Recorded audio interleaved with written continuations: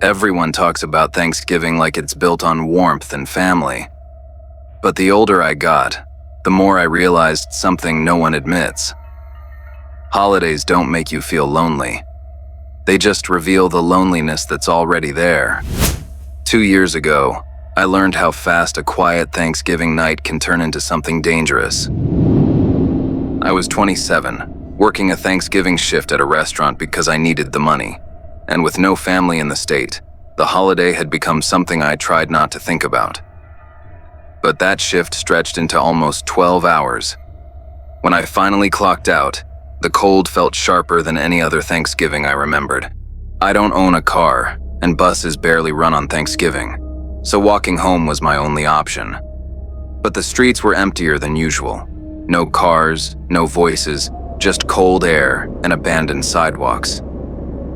Then, halfway through my route, I reached a small gas station I'd passed on every Thanksgiving for the last few years. The store is always dark by that hour, and I barely glanced at it at first. But that Thanksgiving night, something inside was glowing. A faint blue light flickering behind the gate. Then it vanished, like someone had tilted a phone away from their face. I got closer and the glow returned for a moment, lighting up the counter. But the store had closed hours earlier, especially on Thanksgiving, when employees leave as soon as they can. Then, behind the counter, I saw movement. I forced myself to keep walking and tried not to look again. But when I passed the window, I noticed a printed photo lying on the counter. Then instinct told me to get away from that building immediately. I had walked maybe 20 steps and tried to calm my breathing, but a heavy metal slam echoed behind me, the staff door. Then I turned just enough to see a man stepping out into the cold Thanksgiving night. He had his hood up and walked quickly, hands in pockets.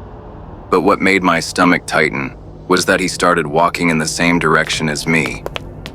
Then, the empty Thanksgiving street felt like it belonged only to us. I tried to stay calm and kept a steady pace. But every time I slowed, he slowed. Every time I crossed, he crossed. Then I saw a 24-hour pharmacy ahead, one of the few places always open on Thanksgiving. I focused on the glowing sign and pushed my legs to move faster, but I could feel him getting closer, even without looking back. Then, when the automatic doors opened, I slipped inside. Warm air hit me and I turned as the doors closed, but he was standing right there, staring through the glass like he had been waiting for that moment. Then an employee noticed my face and reacted immediately. They locked the door and asked me to stay near the register.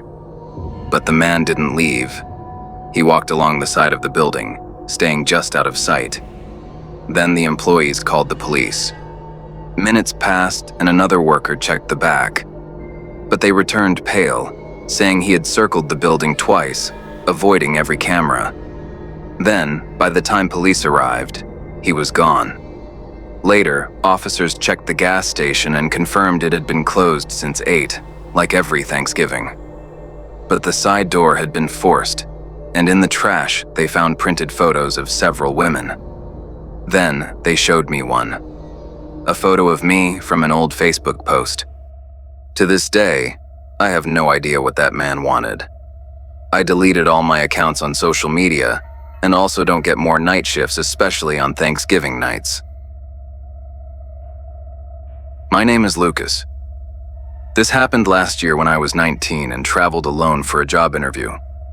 I don't travel much and definitely not by myself, so I remember feeling weirdly proud that I booked everything without asking anyone for help. Looking back, I probably should have taken that as a sign the trip wouldn't go smoothly. I booked a cheap Airbnb, and the listing said it was a small studio inside an old house, which didn't sound bad. I just needed a place to sleep for 2 nights. When I arrived around 9 p.m., I typed in the access code and walked into the house. The house looked normal on the outside, but inside it opened into a long hallway with motion sensor lights that turned on one at a time as I walked toward my door. The hallway was very quiet and felt a little empty in a strange way. All the other doors were shut tight, and I couldn't hear a single voice or TV. For a multi-unit house, it felt empty in a way that didn't make sense. My room was pretty normal with a small bed, a desk, and a bathroom. I threw my bag on the bed, opened Netflix on my phone, watched one episode of Stranger Things to relax for tomorrow. Around 2:30 a.m., I heard footsteps in the hallway. Slow ones, heavy ones, the kind that make the floorboards in an old house creak in a very specific way. The motion light clicked on outside my door, and I saw the glow at the bottom of the door. The person didn't stop. They just walked past and down the stairs. I should have been able to fall asleep again, but I couldn't shake the feeling that the house was too quiet. I kept waiting to hear another door open or someone else walk by, but nothing. It was like the footsteps came from the only other human in the building. The next morning, the house felt colder than outside. I mean that literally. The house air felt heavy and cold when I stepped into the hallway. All the other doors were still closed, and I had this strange thought like, am I actually the only person staying here? It was odd enough that I mentioned it to a friend over text. They just said it was probably normal for old buildings. I tried to believe that. The second night is when everything really shifted. I got back late, tired from the interview, and there was a folded piece of paper on the floor in front of my door. It said, "Please keep it down after midnight." I hadn't made any noise, not even dropped anything. So either it was meant for someone else, or someone had been standing right outside my door long enough to leave it there. I messaged the host asking if there were other guests in the house. They replied an hour later. "There shouldn't be anyone else on your floor." That made my stomach drop a little.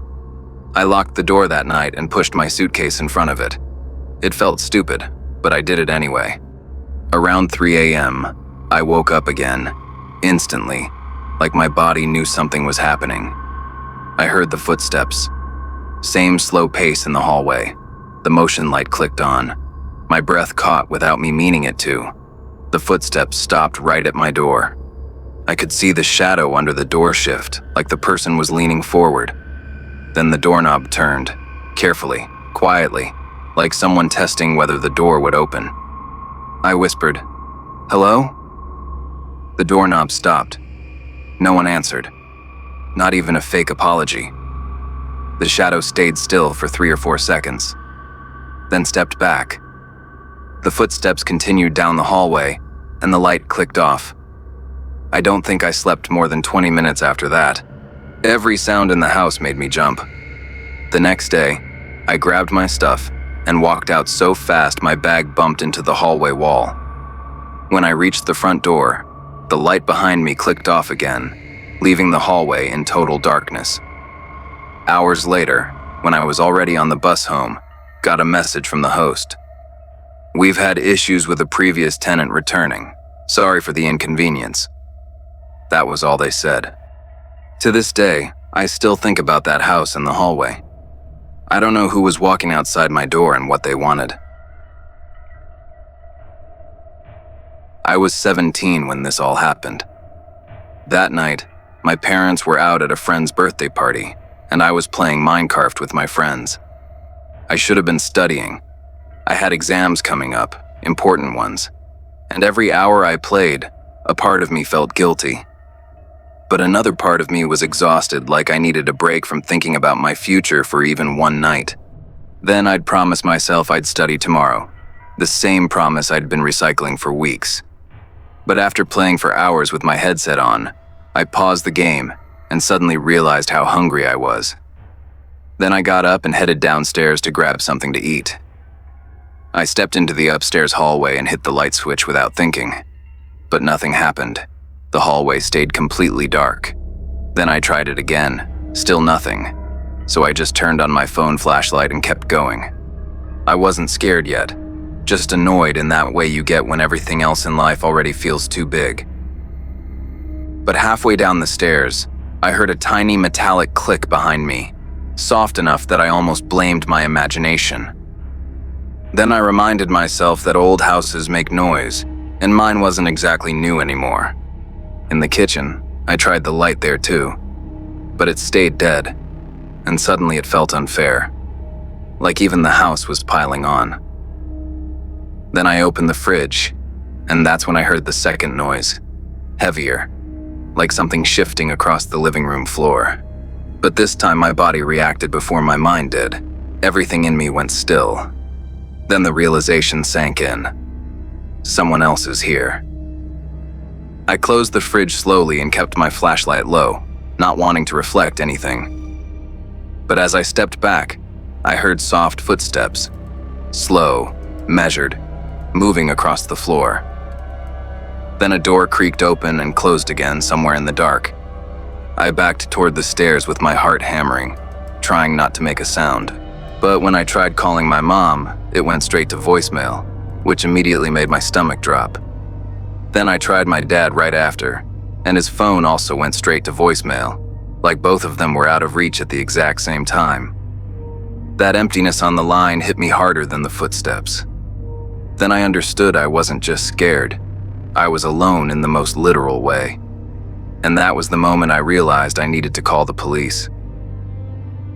I whispered to the police, explaining what I heard, trying to keep my voice from shaking. But as I spoke, the footsteps downstairs shifted direction, faster now, like the person heard me say something. Then I ran upstairs, shut my bedroom door, and locked it. I sat on the floor with my back against the bed, trying to steady my breathing and keep my hands from shaking. Then the whole house went silent. Minutes later, I finally heard movement downstairs as the police came in. But at the same time, I heard my parents' car pulling into the driveway, and the mix of voices, theirs and the officers, made everything feel even more real. Then they found me upstairs, shaking, barely able to process anything except how close everything had felt. The officers searched the house, but nothing was missing, nothing ruined, nothing obvious. Then they checked the laundry room. The electrical panel was wide open, and only the breakers for the first floor had been shut off. Then the police found the side door cracked open and footprints leading into the dirt. Whoever was inside must have slipped out the moment they realized I wasn't completely alone. But even now, I still catch myself wondering what they were actually looking for, and what would have happened if I hadn't locked myself in that room. Then the thought settles in the same way every time. I'll never really know, and that's the part that stays with me.